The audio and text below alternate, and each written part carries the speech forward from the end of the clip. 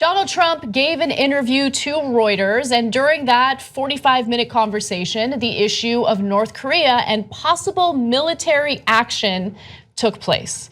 Now, I want you to hear what Donald Trump had to say about North Korea, and I'll give you some more context. Take a look. There's a chance that we could end up having a major conflict with North Korea. Absolutely. Now, Trump's administration has not been shy about mentioning that military action could possibly take place if diplomatic strategies fail. So he says that we'd love to solve things diplomatically, but it's very difficult. He and his administration are now emphasizing by preparing a variety of new economic sanctions while not taking the military option off the table. Interestingly enough, there are members of the Republican Party and also GOP strategists that actually think this is a bad idea. Case in point, Lawrence O'Donnell had a GOP strategist on his show recently, Rick Wilson, and here's what he had to say about Trump's policy regarding North Korea. Donald Trump keeps looking at these things as a real estate negotiation with a lot of bluster and a lot of bluffing, and fails to realize that we're dealing with a country that is not a rational actor and that is poised to do damage to a significant ally of ours if we miscalculate on this thing. This could get out of hand, and a lot of people could die unless Donald Trump leaves this to the grown-ups. I would much rather have McMaster and Mattis and even Rex Tillerson handling this right now than this verbally incontinent man-child who feels like he's moving little toy soldiers around the board. Well, Rex Tillerson did speak to the UN Security Council about this particular issue. Rex Tillerson. And here's what he had to say. All options for responding to future provocation must remain on the table. Diplomatic and financial levers of power will be backed up by a willingness to counteract North Korean aggression with military action, if necessary. We much prefer a negotiated solution to this problem, but we are committed to defending ourselves and our allies against North Korean aggression. Rex Tillerson, by the way, apparently is ready to drink a tremendous amount of water. Was there quite a jug? It was just a giant pitcher there. He was ready at any moment. Rex Tillerson at any moment needs 4 glasses. No one is more detail oriented than you are, because I didn't even notice the pitcher of water. That's all. Couldn't take my eyes off. Yeah.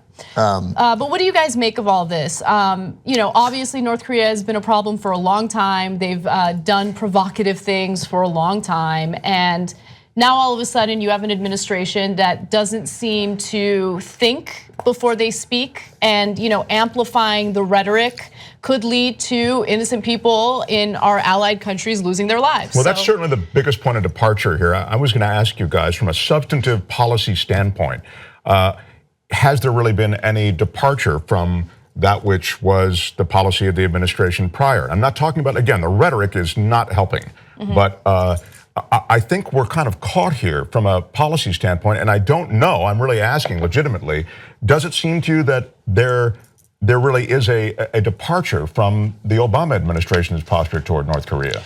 Well, we didn't get close to war with North Korea during the Obama administration, so if we're at all closer, then there is a departure. We don't really know, right? Because if we're, we don't know what those diplomatic negotiations are.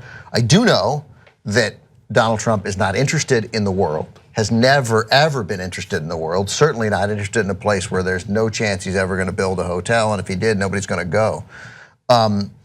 Rex Tillerson, who I loved everything Rick Wilson had to say, except the mention of those 2 words, Rex Tillerson. Right. But I hear you. I would also rather have Rex Tillerson than Donald Trump run it, because Rex Tillerson did run a company that his dad didn't sort of enable him to run. It's Rex Tillerson. He's demonstrated some competence. He demonstrated competence in the business world, right? I mean, he is one of the 35 least qualified people to be Secretary of State in the planet. But it doesn't mean he can't be a millionaire and have a good life. I don't begrudge him that. So I don't feel confident with Rex Tillerson there, because I don't think he understands foreign affairs or the world, right? And it needs to be handled. That's a grown-up job. Grown-ups like Hillary Clinton, like Joe Biden, like John Kerry, those were grown-ups. The Republicans have had ample grown-ups in that job, plenty of grown-ups. Jim Baker, who we disagreed with politically on everything, grown-up, would know how to handle this, right? George Shultz knew how to handle this.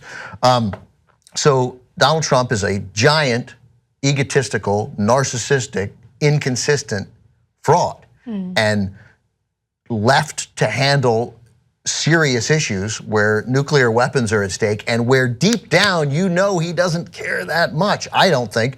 I don't think he wants 100,000 or 1 million South Koreans to die. But I don't think it's pressing on him it's not because it's not 100,000 or 1 million North Carolinians. So let me give you some more details into that. Some statements that he South made. Carolinians and maintain the consistency. Damn it. It's okay, we got it. But I will say that, there is a lot of truth to what you're saying about how he doesn't really seem as engaged or doesn't seem to really care that much about the safety of South Koreans. So a few statements that he made. He also said he wants South Korea to pay for the cost of the anti-missile defense system, which he estimated at $1 billion. I like that it's named for unquestionably the bad guy in every John Hughes movie. Not just Thad, but Thad. Right. He also said this about Kim Jong-un. He's 27 years old. His father dies, took over a regime. So say what you want, but that is not easy, especially at that age. I'm not giving him credit or not giving him credit. It's really hard to decipher what he's saying. Okay, I'm just saying that it's a very hard thing to do as to whether or not he's rational. I have no opinion on it. I hope he's rational. When did he say this? Was this in this interview? This was during the Reuters interview. What a douche, what an idiot, what a fraud. Jesus, this guy doesn't, you have at your disposal, at your beck and call, in 30 seconds, I need to speak to the CIA's North Korea chief expert, and I need to speak to the NSA's expert and bring General Mattis in here and with his guy who will, from a Defense Department point of view, tell me about their military and what Kim Jong-un's relationship is with the military. And I need those guys to fill me in. I need them here in 5 minutes. Right. They'll do it and they'll talk for an hour because they're presumably somewhere, although maybe not because so many positions haven't been filled. General Mattis is a grown-up. So again, I hope get him in the room and get his guys in the room. But you do know, you have an opinion on it, get an opinion on it. He is an unstable actor who may or may not have now or access to soon nuclear weapons, which if he does have them, may not be able to reach Seattle. I doubt it since they can't feed people. Maybe it's just that they choose not to feed people, but in general- They certainly choose to divert that money to weapons technology. I'm pretty sure they can reach Seoul, right? Yeah. And they have a tremendous military short of nuclear weapons that could do tremendous damage to a civilian population, which is 4 minutes away from him. So you can't not have an opinion about it. Have an opinion about it, right? And now the one good thing about that statement is that it's not provocative. Yeah. It's not incendiary toward, but he's not interested in this, man. He never was. We elected somebody who doesn't care, and North Korea is a danger because South Korea is our ally, and the South Korean people, as do the North Korean people, they matter. Yes. They matter, and protecting them matters. And so don't go around if South Korea doesn't pay its share. Shut up. So I think the problem is, there's so many problems with the way that North Korea is being handled right now. So on top of the apathy that you just clearly pointed out right now, there's also the issue of, amplifying the rhetoric toward military action, and then there's also the military action that we've already taken. Now we haven't, put boots on the ground, we haven't, fired any missiles or anything crazy like that, but we have deployed a group of warships and a submarine to that region. That is. Although I think they're in the Philippines, which is like 1,500 miles away, and Trump was like, we put him next to North Korea, and I'm like, look at a map, dude. Yeah. Right. Yeah. So North Korea-ish. So I was going to get to that. So he announces it, he makes a big deal about it in the media, and then it turns out that it's not even in the right part of the world. And so what happens? North Korea sees him as this incompetent person, and we need to show that we actually have a sound strategy, something that's actually going to save the lives of our allies. It's going to be effective. The talk about sanctions and pressuring China to cut off economic relations with North Korea is smart. But it's something that China, might be willing to do if you're very clear that there will be serious ramifications for the country if they don't follow suit. So I'm glad they had the meeting with the UN Security Council. I don't know if it's going to lead to anything. I hope there's no military intervention because that's a terrible idea.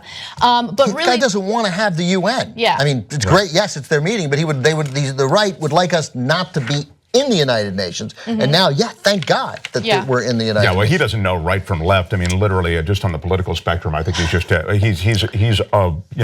bobbing on the political sea. It's just complicated. Who would have known that it's also complicated? But my other job was already hard. Turns out this one's harder. Oh, in the words of a great president, Donald Trump, it's all so complicated. Who knew it would be so complicated? Young Turks membership creates independent media. Believe me. No ads. Believe me. All the shows. Believe me. On demand. Believe me. Support independent media. Believe me. It's awesome, tremendous. You'll love it. Believe me. And by the end, you'll be thinking, I'm like a smart person.